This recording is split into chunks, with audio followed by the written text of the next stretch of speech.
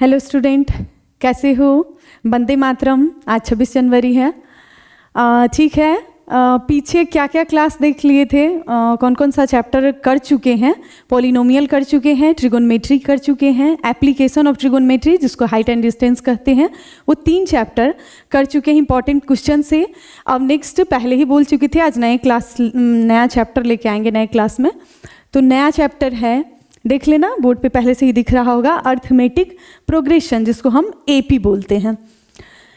अच्छा ये भी है, इससे भी बहुत मार्क्स बनता है, अच्छा चैप्टर है।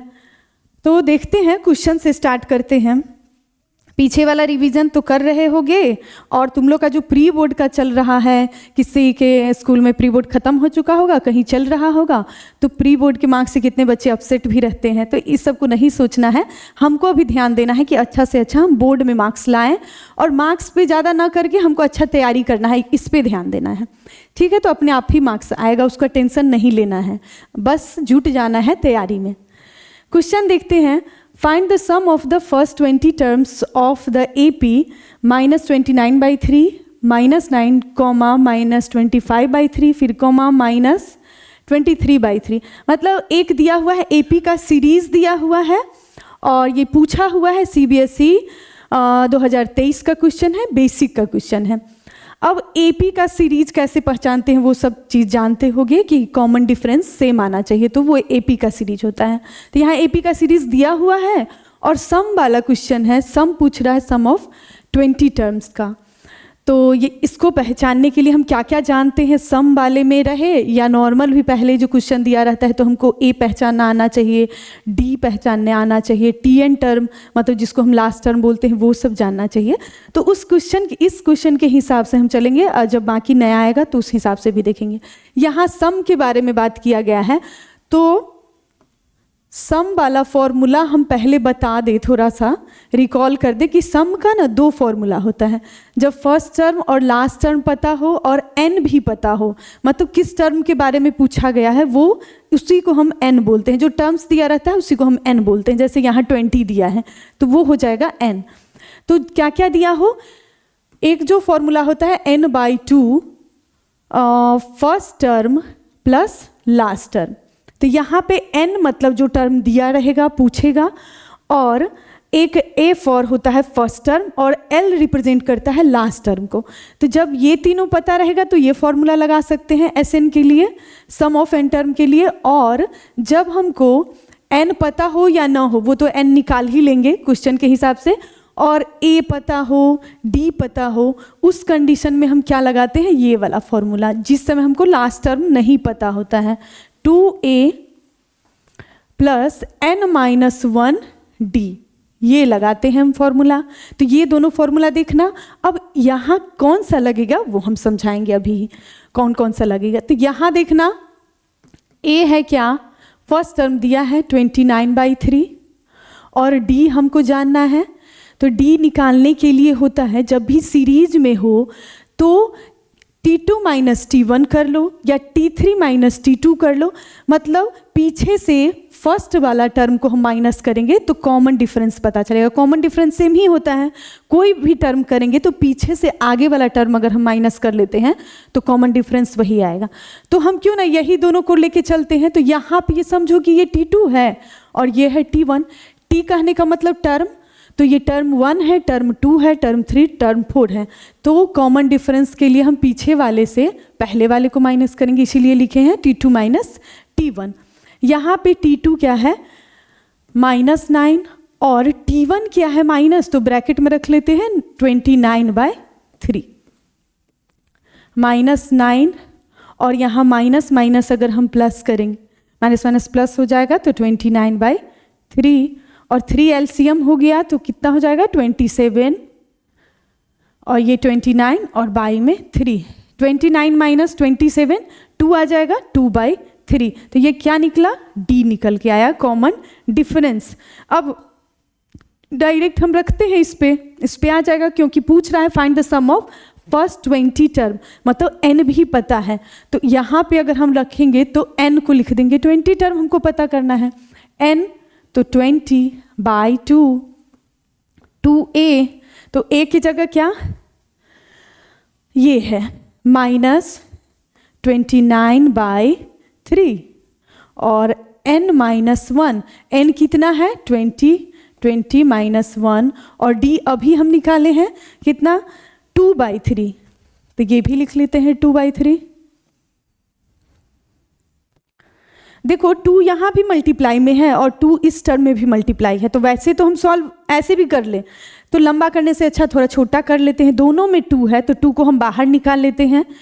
20/2 पहले से है और ये दोनों टर्म में से हम 2 को कॉमन निकाल लिए, 2 बाहर आ गया, यहाँ से हो गया 29/3 और यहाँ बच गया, देखना 20 - 1 है तो 19 और ये 3 तो बाई में है ही, 2 से 2 कैंसिल 20 और ये माइनस होके 3 जब सेम ही एलसीएम है तो 29 में से कितना जाएगा 19, तो आएगा क्या -10 और 3 तो एलसीएम में है।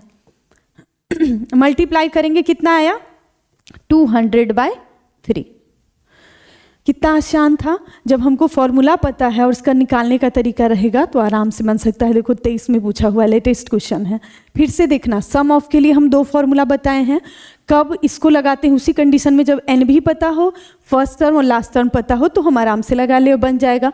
इस वाले में हम कब लगाते हैं, जब n पता है, फिर a भी पता है, d भी पता है, उस कंडीशन में लगा लेते हैं। तो इससे हम निकाल लिए d निकाल के, तो ये पता हो, क्योंकि यहाँ ये हम फॉर्मूला नहीं लगा पाए क्योंकि लास्ट टर्म नहीं पता था। लास्ट टर्म निकालने का भी होता है, वो सब नेक्स्ट में देखते हैं जैसा क्वेश्चन आएगा। नेक्स्ट एक और क्वेश्चन है, if the sum of first 6 terms of an AP is 36 and that of the first 16 term is 256, then find the sum of first 10 terms। मतलब इसमें दिया है कि पहले सीरीज, अगर AP का सीरीज दिया हो तो पहले 6 का सम और उसके बाद वो 36 है, और फिर कह रहा है फर्स्ट से अगर 16 तक जाए, 16 वाला टर्म जाए, तो वो आ जाएगा सम करने पे कितना 256। तो दोनों कंडीशन देने के कारण पूछ रहा है कि अगर 10 टर्म, फर्स्ट 10 टर्म का सम कितना आएगा वो निकालना है। मतलब यहाँ 2 इक्वेशन बन जाएगा, उस सॉल्व करने से हमारा निकल सकता है। तो सम के लिए क्या फॉर्मूला बताए थे, SN, फिर से लिख देते हैं, याद भी हो जाएगा लिखने से, 2A + n-1D।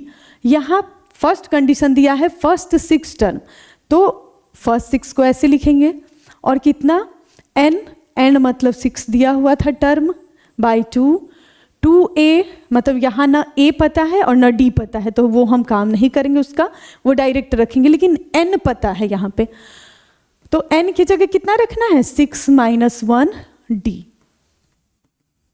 ये कैंसिल हो गया 3 और 6 टर्म की इज इक्वल टू में कितना दिया था 36, वो यहाँ हम रख देते हैं 36। ये 3 से कैंसिल हो गया 2A और यहाँ देखना कितना बचेगा 5D। तो यहाँ हो जाएगा क्या, ठीक है, 3 से इसको भी कैंसिल कर सकते हैं, काहे इसमें इंटू करें, कैंसिल हो रहा है तो कितने टाइम्स में कट जाएगा 1 2 12 टाइम्स में कटेगा। अगर इस इक्वेशन को इधर लिख लें लीनियर के हिसाब से, तो 2A + 5D is equal to आ जाएगा 12, जो कि फर्स्ट इक्वेशन हो गया। यहाँ तक समझ में आया होगा क्या क्या किए हैं। 6 टर्म था तो 6 टर्म के हिसाब से ही लिखे हैं SN वाले फॉर्मूला पे। सॉल्व करके हमारा इक्वेशन, लीनियर इक्वेशन बना है 2A + 5D is equal to 12। अब दूसरा सिचुएशन क्या है, कितना सम दिया है, सम ऑफ 16, तो लिखेंगे S16 n/2। फॉर्मूला को भी देखते रहना, n की जगह हम लिखेंगे 16/2 और 2A, यहाँ भी A नहीं पता है, n पता है तो 16 - 1 और D नहीं पता है, D ही रहने देंगे। दिया था कितना 16 256 256, तो 16/2 2A और यहाँ देखना 16 हो गया माइनस, तो 15D हो गया। 16 कैंसिल। उसके बाद इक्वेशन अगर इस हिसाब से लिख ले इधर, तो 2A + 15D is equal to कितना,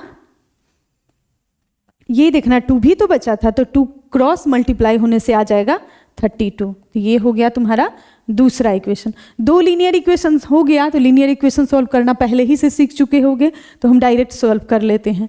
एक इक्वेशन है 2a + 5d = 12 और दूसरा है 2a + 15d = 32। अब हम इसमें लीनियर इक्वेशन में क्या करते हैं, किसी एक वेरिएबल को हटाते हैं। तो यहाँ अगर जब सेम नहीं रहता है तो हम मल्टीप्लाई करके ले आते हैं और सेम करते हैं, लेकिन पहले ही से दोनों इक्वेशन में 2a आया है तो हमको कुछ नहीं करना है। अगर दोनों इक्वेशन में हम माइनस का काम कर ले, सब्सट्रैक्शन का काम कर ले, तो ये तो कैंसिल हो जाएगा। यहाँ देखना कितना बचेगा, 5d है यहाँ, तो माइनस हो जाएगा कितना, 10d, और यहाँ -32 से 12 जाएगा तो -20। दोनों साइड माइनस होने से कैंसिल। तो d = कितना आ गया, 20/10। 20/10 करेंगे तो 2 टाइम्स से कटेगा, तो 2 रख दिए। ये पता हो गया, तो किसी एक इक्वेशन में पुट कर देते हम फर्स्ट ही इक्वेशन में। Putting the value in equation 1 या 2, किसी में कर सकते हो, हम 1 ही लिए हैं। तो 2a + 5d = 12। d कितना है, 2 आया है तो इसके जगह रखेंगे 2a 5 × 2 12 10। 2a और ये कितना हो जाएगा, मल्टीप्लाई होके 10 हो जाएगा, और 10 हुआ तो उस साइड ही ले चलते हैं, तो 12 - 10। 2a = हो जाएगा 2, और 2 से 2/2 करेंगे तो कैंसिल होके कितना आएगा, 1 ही आएगा। मतलब d का वैल्यू आया है 2 और a का वैल्यू आया है 1। अब निकालना है, then find the sum of first 10 term. Sum of first 10 term, इस साइड वाला हम मिटाते हैं, तुम लोग देख लेना लिख के।